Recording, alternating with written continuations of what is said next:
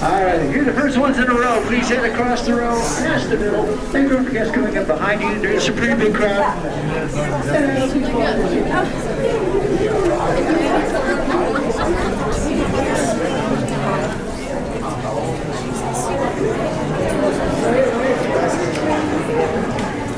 And now Walt Disney World is proud to present the American Adventure. America did not exist. 4 centuries of work, bloodshed, loneliness, and fear created this land. We built America, and the process made us Americans. A new breed, rooted in all races, stained and tinted with all colors, a singing ethnic anarchy. Then, in a little time, we became more alike than we were different. A new society. Not great, but fitted by our very thoughts for greatness. Excuse me, Mr. Twain. Perhaps you recognize those inspiring words from one of America's great writers. No, Dr. Franklin, I don't recall writing anything like that. Oh my, of course not. They're from the pen of John Steinbeck, back in the 20th century. Why, it seems he has nearly the same spirit as the founding fathers themselves. Well, listen to the proud elder statesman. Mr. Twain, pride is one of our national passions. Even those who overcome it are proud of their humility. Easy now. I was born honest. Fortunately, more off. Dr. Franklin is our genuine American antique. I suppose our story begins with you. Actually, it started long before even my time. It started when dreams and visions of a new world were shrouded in the myths and legends of an old world. Finally, through those early mists of uncertainty, sailed the first great adventurers. This tiny ship is the Mayflower, carrying pilgrims in search of their dream of religious freedom. So, if you pardon an old man's pride, for me, this is the beginning of the American adventure.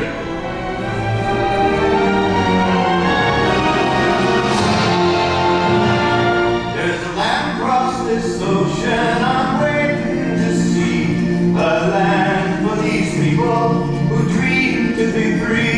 So stand by the mainsail, the fierce storms will race, aloft with teammates, our King Neptune will face. You think that these land lovers never would last, this cargo of pilgrims well beat for the mast. It's land home, we hearties, at last we've arrived, and praise be to God, nearly all have survived. But a look o'er this wilderness brings me to dread that the first bitter winter may leave all dead. They call themselves pilgrims, these poor wretched souls, with a dream to be free in the new world they're going. Yes, far from welcoming the early settlers, this land severely challenged them. It was a struggle for survival that gave but a tiny toehold in a vast, untamed wilderness. In the decades that followed, a new challenge began to emerge. We were growing more and more apart from the mother country. Passion began to govern, and she never governs wisely. Ah! The British think it's fools we need. If they tax our trade, then our land efficiency, and soon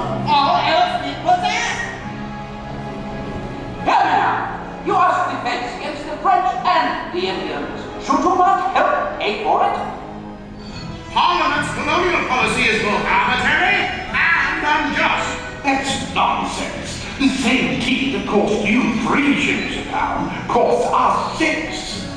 First, we spoke out with our voices.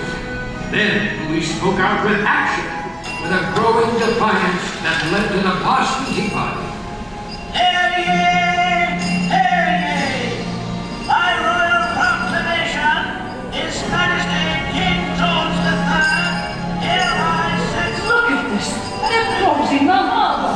But surely we could work something out. Our king feels we've wronged him. Your king, you Tory! Either we cut the ties with England or we surrender our liberty! Finally, the time had come to speak with one voice in a declaration of independence. Good evening, Mr. Jefferson. Have you finished the new draft yet? Those are new drafts all over the floor, Dr. Franklin. It seems one stroke of this pen brings 2 changes from Congress. I told you John Adams should have written this. Oh, by his own admission, you can write circles around him. Mr. Adams has not been prisoner in this law for 17 days. I shall continue tomorrow. You must continue now. Thomas, it is difficult to make 13 clocks chime at the same time, but we must carefully justify the separation. Dr. Franklin, while you slept soundly through the meeting this afternoon, we did manage to justify separation. We hold these truths to be self-evident, that all men are created equal, that they are endowed by their Creator with certain inalienable rights, that among these are life, liberty, and the pursuit of happiness. And to secure these rights, Never must revere that every man take his must get up and fight for freedom near. Within the flanks of the railroad ranks as any armored is. Oh, 'tis a great delight to march and fight. What is getting tough, I fear.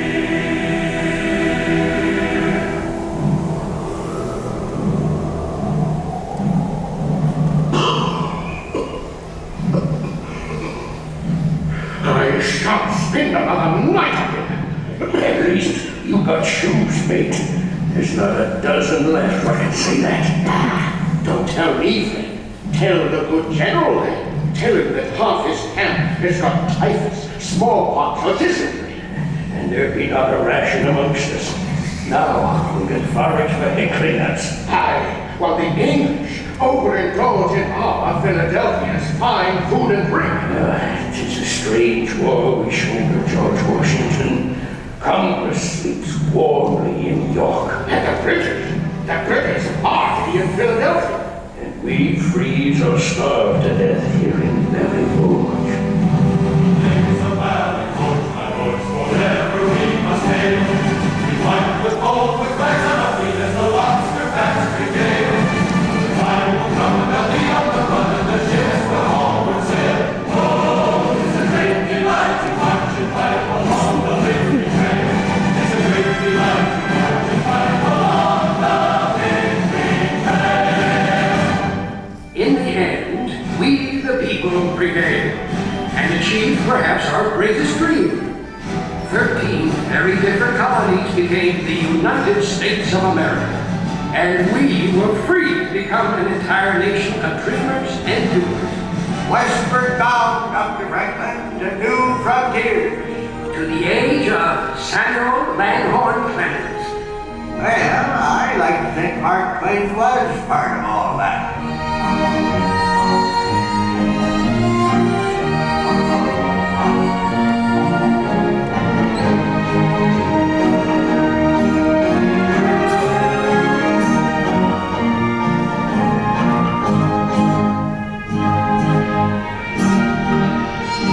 Yes, sir, Dr. Franklin. You founding fathers gave us a pretty good start, don't you know? We still had some things to learn the hard way. Seems a whole bunch of folks found out we the people didn't yet mean all the people. Folks like Frederick Douglass. Even amidst the cricket song here along Mark Twain's beloved Mississippi, I hear the noise of chains and the crack of the whip. Yet there is hope. Hope born from the words of Harriet Beecher Stowe. Uncle Tom's Cabin has given our nation a key, which can unlock the slave prison to millions. Anti-slavery is no longer a thing to be prevented. It is grown too abundant to be snuffed out like a lantern. Troublemakers like Douglas got us into this mess. We only wanted freedom, not war. Well, listen to my abolitionist brother. What? Pa, he's gonna make a real good Philly Yankee. We got a good cause, Johnny Reb. Why, both of you? You're gonna ruin Ma's birthday. No. Ain't nothing been ruined today. We're all together. That's what counts. Now, you go ahead, Mr. Brandon. All right, everybody. Hold real still now.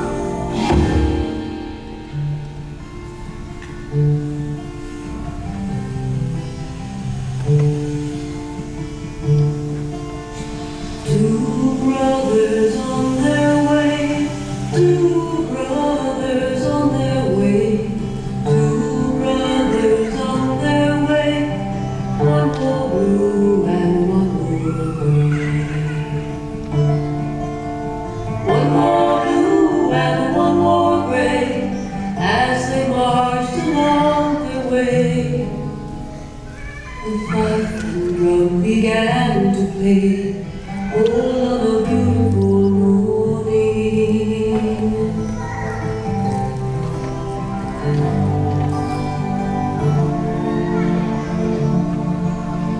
One was gentle, one was kind.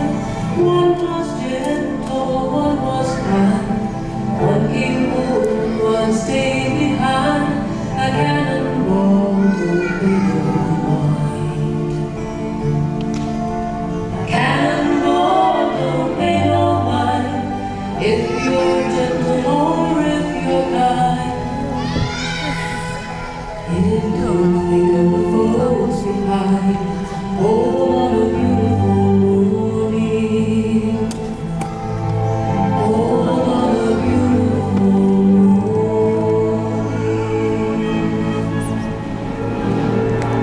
At last, the terrible Civil War ended. The time had come to rebuild our shattered nation. And a new wave of immigrants would help us do it. From around the world they came, these new Americans. 1,000 noble currents from Melville, all pouring into one. Seems there was a new dawn coming for the American adventure. Enough of your words. Let your new dawn be to the final sunset on my evil summer. When I think of our condition, my heart is heavy. I see men of my own race treated as outlaws or shot down like animals. I hope that all of us may be brothers, with one country around us and one government for all. From where the sun now stands, I will fight no more, forever. The wisdom of the great Chief Joseph reminded us once again of our long, painful journey through the frontiers of human liberty.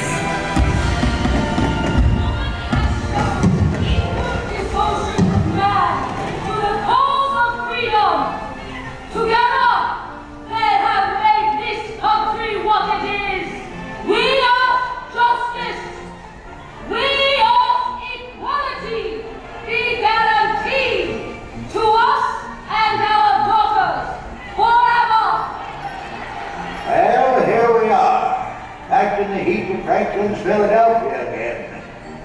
we're 100 years old today.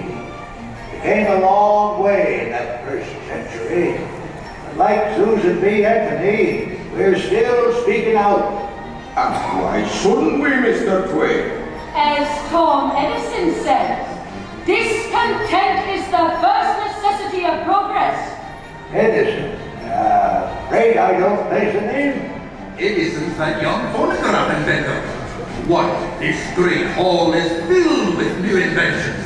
There's Otis elevator, Cole's magnificent steam engines. And don't forget me telephone, the true hallmark of progress. Aha! Behold the proud Scots. That's right. Carnegie Steel built this place.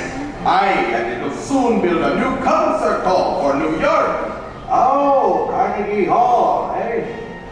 It'll never last. Donating libraries. Andy, that's a grand idea. It's an age for grand ideas. An era for innovation. A dawn for new awareness. A time to challenge the frontiers of a new century.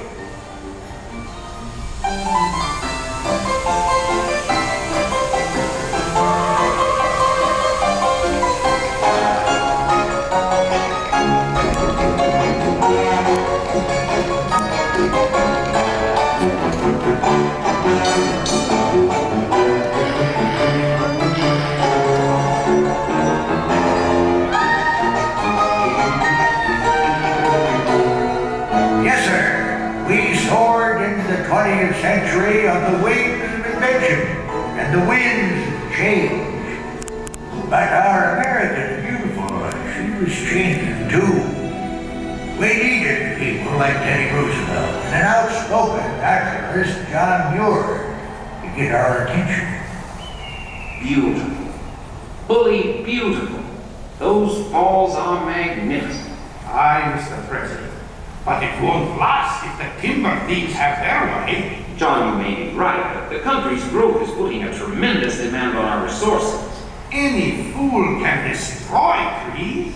Why, for more than 3,000 years, God has cared for our giant sequoias, saved them from drought, disease, avalanches, and floods. But He cannot save them from food. Now, John, you know I can't ask lumbering to stop completely. All I ask is that we stop massive destruction. What will our children inherit? Seedlings? Of course not. I realize we're not building this country for a generation alone. I know we've got to expand our parks.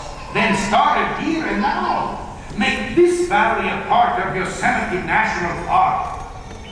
Well, I guess we needed those national parks. Seems the simple life of my day was slipping away. But ready or not, we were soon thrust into the hectic role of a world leader and into the war to end all wars.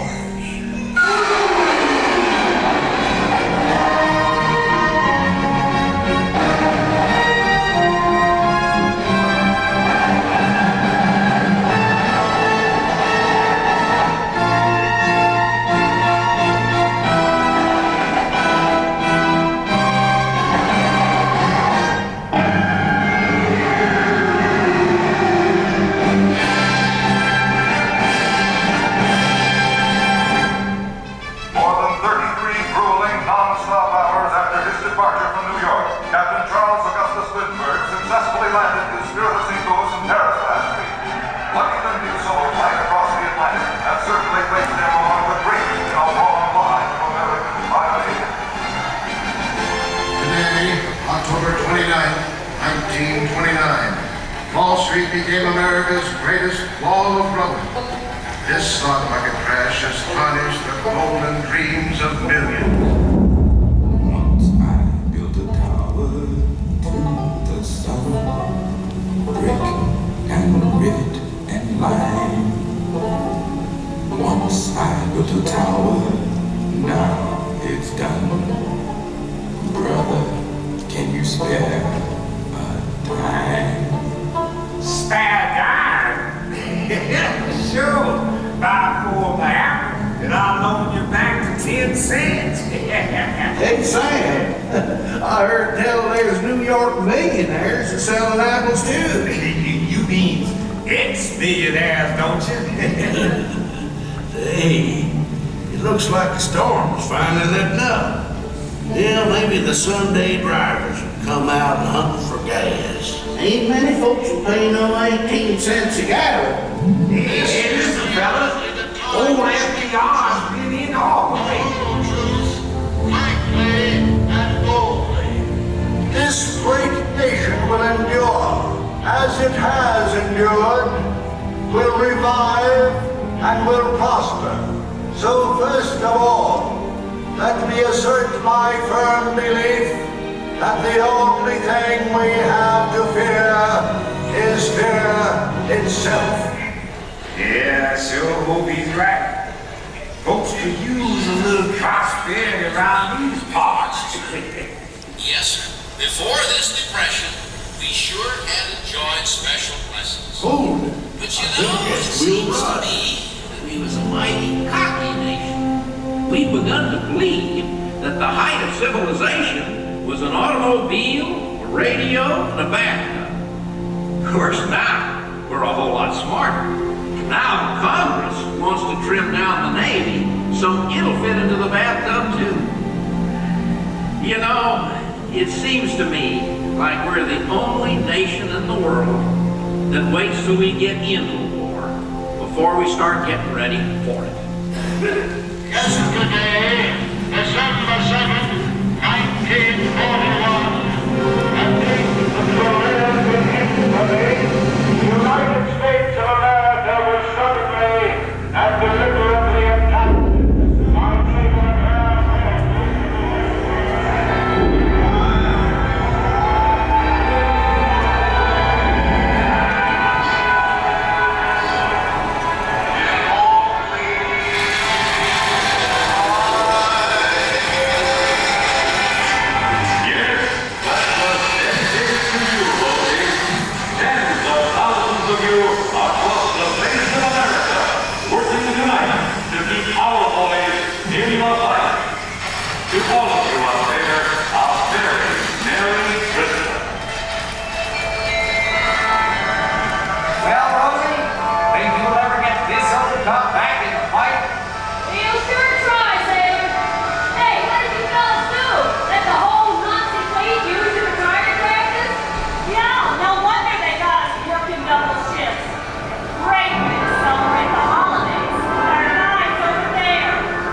Here up, King.